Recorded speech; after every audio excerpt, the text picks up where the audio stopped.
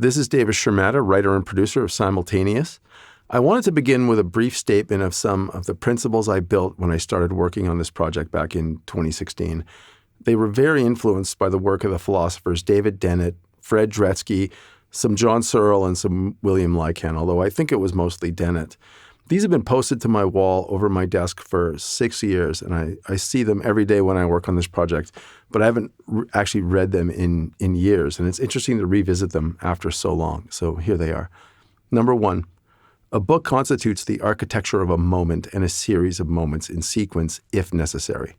2, a person becomes a different person when they step into another room, or when the light changes, or the humming from the walls or the refrigerator turn off. 3, all acts are planned, pre-anticipated, anticipated, executed, watched, evaluated, and remembered simultaneously. 4, subjectivity of perception is such that our minds classify things not only as we see them and after, but before. And number 5, our language and ourselves are made of billions of components which are observed at a molecular DNA level and which are constantly reused and recombined. These form exemplars, series of which comprise ourselves. And in their lowest form, they constitute habits which are taken for granted by us as our character. So those are the principles. Now a little bit about me. I've been a speechwriter, a journalist, and PR person through much of my life. Simultaneous is my first published work of fiction. I've written a number of stories in the past, but have never felt strongly enough about them to get them published. They were fine, but not in my mind distinctive enough to actually merit publication and asking people to actually look at them. During about the last 10, 15 years, I had been working on another book, a book about names precipitated by the idea that each of us has a true name in addition to the one given to us by our parents or that we select for ourselves later. It was based on a friend of mine who is something of a classical scholar and very deep in the philosophy of Plato, especially the Republic. And I had always thought of him as someone whose true name was hidden somewhere in that book, or was the entire book itself. And the book represented a quest to basically learn his true name. It began years of study into the philosophy and theory of practices of naming in different cultures around the world, at birth, throughout life, and then after a person passed. I went way deep into it, probably too far, and ended up with a very smart book, but that I realized 5 years ago was really going nowhere. It was certainly clever, but it lacked the DNA it needed to be a story that lived itself, as opposed to just me asserting something. And there was no real way I could find to represent it in time. So about 5 years ago, one day, I made the decision to let this book go. It was a difficult decision, and it left me wondering if I would ever write fiction again. And then about 2 weeks later, something in my mind told me another book was coming, and it would arrive within about 2 days. So over that time, I didn't talk much and just basically made myself ready.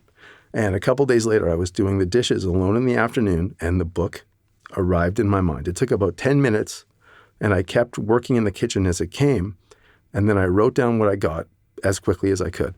And the book ended up beginning much as it does now, and it was called Simultaneous. Simultaneous is told from the perspective of Michael, an accountant who is in the last 2 weeks of a very, very busy tax season.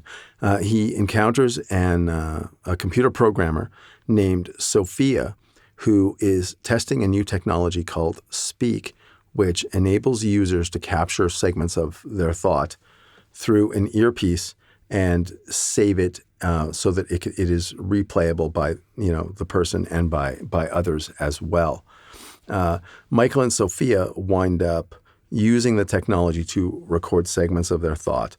They wind up taking two seemingly unrelated experiences and join them together into an actual recorded joint experience.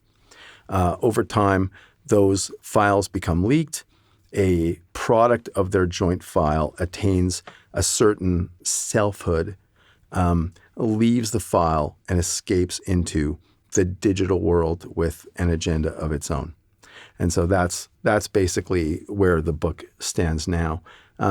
The version that came to me, the 10-minute version that came to me back in 2016, was pretty similar for the first half of it, but it ended after the joint experience and had Sophia and Michael exchanging speak files as GIFs, a series of them, each more complex than the other, and then ending with a sort of infinite simplicity of thought. And that was initially going to be the ending of the book. So I wrote it initially as a work of fiction that would be published in book form with very long sentences. And I actually shared the first 9 chapters with my colleagues at one point a couple of years ago. But something was bothering me, and it's the same thing that bothered me with my first book, that basically the DNA of the work did not correspond with the information that it contained. Its existence, the existence that it had in time, was wrong. And I always had a conviction that the book should be delivered as a speak file, much as the way it came to me, as an experience coming to you over several minutes, an experience of great complexity. So I stopped writing and devoted several months to just thinking about nothing but the format. I felt very strongly that it should always be text, and then I decided that the ideal format would be words replacing each other on a screen in a sort of constant movement. So I worked with an animator and built the first prototype. It was very complicated because I wanted not only different sentences, but different words appearing in sentences at different speeds and different granularities.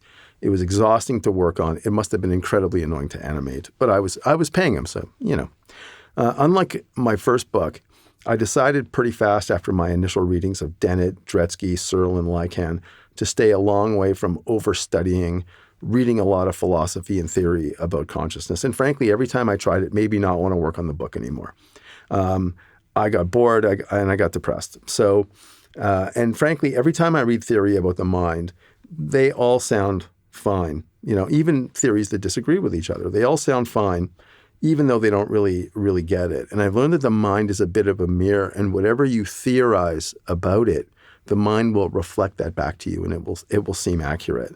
And of course, we know very, very little about the mind, even now. And I didn't want a theoretical work like my first book. I wanted something tactile and actual, something that moves. So I showed a draft of the first chapter to an animation instructor I was bouncing ideas off of, and he said, if you're trying to show the workings of the mind, you can make it more complex than the single sentences that are being shown here. The reader will be able to handle it, and that was a revelation for me. I tore the work apart. My animator left for less annoying work, and I began exploring formats with another animator. And over a few months, we came up with the basic format that we have here: 3 columns, horizontally oriented and close to letterbox, and we were getting closer. This was a very lonely and difficult time for me. I was having real trouble explaining this project to anybody. One friend told me after I explained to him that it sounded like a rock opera by The Who, and that was not what I wanted to hear. I resolved to never speak about the project again with him or anyone else. And so I just pressed on with an animator trying to resolve this thing in my head. Then that animator left for work, which was no doubt more fulfilling, and I thought the project was over. I was completely alone. Then I got very fortunate finding a third animator, Jay, who is still with the project, thank goodness. Hi, Jay, if you're listening. And with Jay, I was able to get even closer. I changed my computer monitor background a couple times a day, and at one point I had the cover of an album by Merzbow on a great label called Super Pang, and with a cover designed by the great graphic designer Joe Gilmore. And the design on this series was brilliant. It was all text on a white background with the name of the artist, the track titles, and the album information, just following each other with words breaking and continuing on the next line. And this was on my desktop for a couple of days until finally I realized this is what I want to do. This is the last piece, and it kind of provided a way forward for me. So within a day, I had taken Simultaneous. I had broken up the lines, went even further by getting rid of all the punctuation, and then replaced the spaces with underlines, and then began running the text really fast. I worked with a designer to find a monotype font so that everything was very, very symmetrical. And I wanted a font that was not too new, so we settled on ORCB, which dates back to the 1960s and so has this classic look and wouldn't be dated in 2 years. Because I wanted to look more like an instrument panel as opposed to some sort of cool contemporary design. So this is the format. 3 boxes, 11 characters wide, 13 rows deep, 143 characters per section for a total of 429 units on the page, each changing every 1 to 2 seconds. It's a very rigid format, but it's one I feel contains an infinite amount of possibility. It's a work where the form and the words themselves were organically and philosophically indivisible, finally. And very different from my first book, which was never completed due to that untraversable distance between the form and the text. And I'll just do a brief explanation of the 3 columns. I'll try to keep it simple.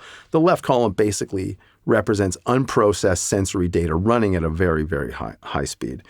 You will notice here that there's a lot of highlighted text and redactions, which I feel is accurate.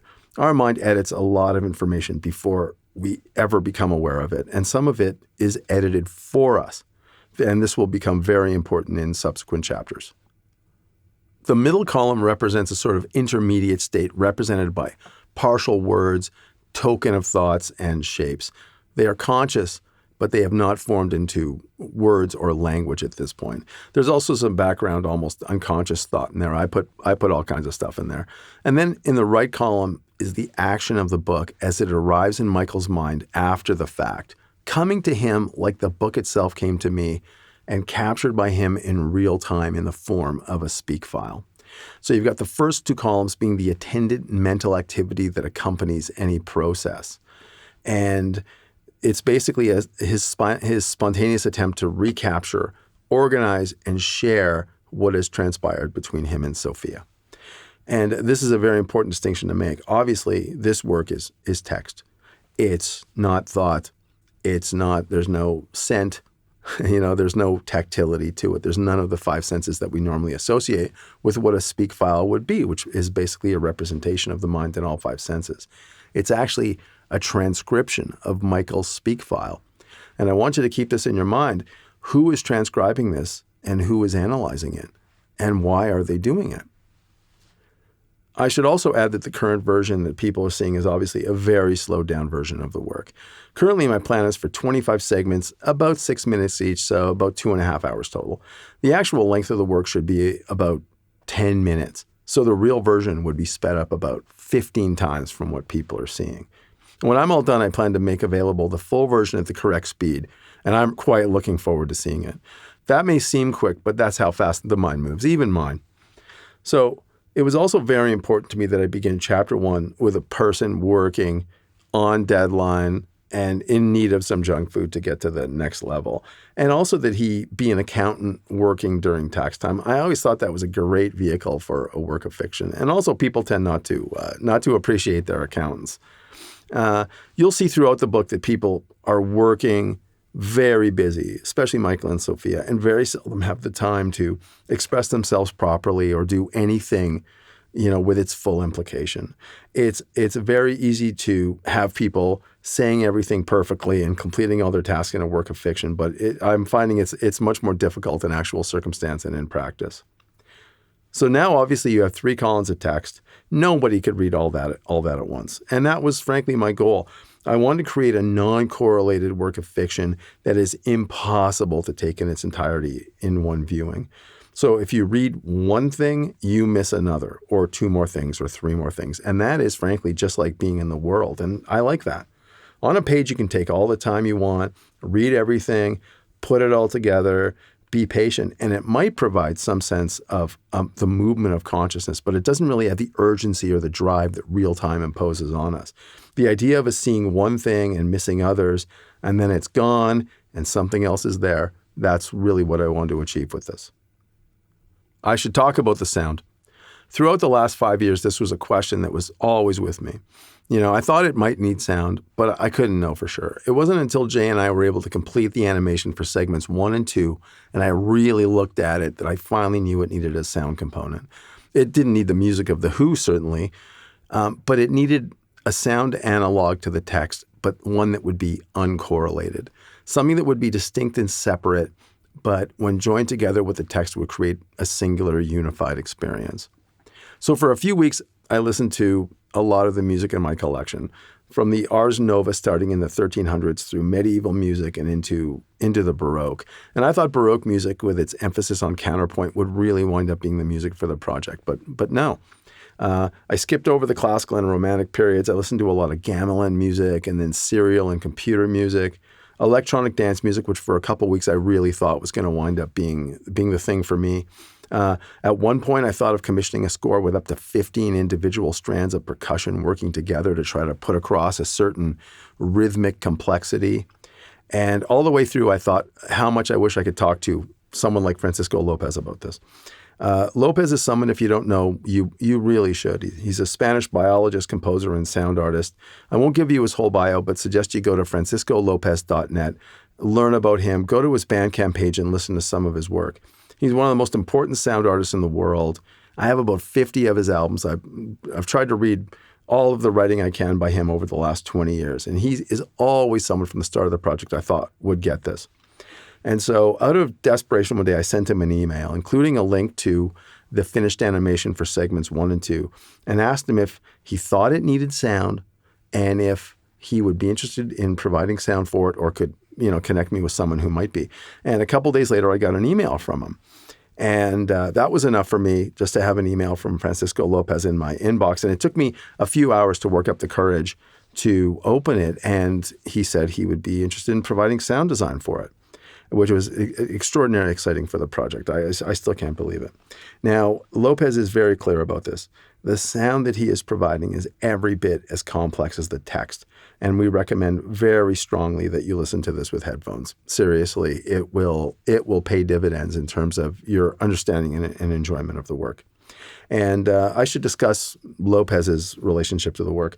Our agreement is that he is totally free to select and compose the sound for each segment. I really like there being an aspect of the project, which I've been working on for 6 years, over which I have no control whatsoever. In addition, I provide Jay with the text for all 3 columns, except for segment 2, where he auto-generated the text for the first column. I give Jay some color ideas, but I really have no idea what the finished product is going to be like until it's fully animated, we have edited it, and the sound from Lopez has been put in. So it really is like drawing a wild animal, and then a certain time later, it comes to life right in front of you. And I hope people will read it the same way, where you sort of have to, when it's this fast, you have to suspend your critical judgment and just experience it. Look at whatever part of the text field you want to at that moment. Let everything else go, just like dancing to music with a lot of other people. Enjoying yourself and not overanalyzing anything. But, retaining your situational awareness, always maintain your situational awareness. I should mention that when this first came to me 5 years ago, there had been no Black Mirror yet. No upload, none of that stuff. And I've never been interested in that kind of stuff anyways. To me, the notion that you can just take a segment of someone else's consciousness, inhabit it, see what they see, smell what they smell right away is utterly ludicrous. We never even have the same memory twice. And that's in our own mind with our own familiar markers and associations to guide us.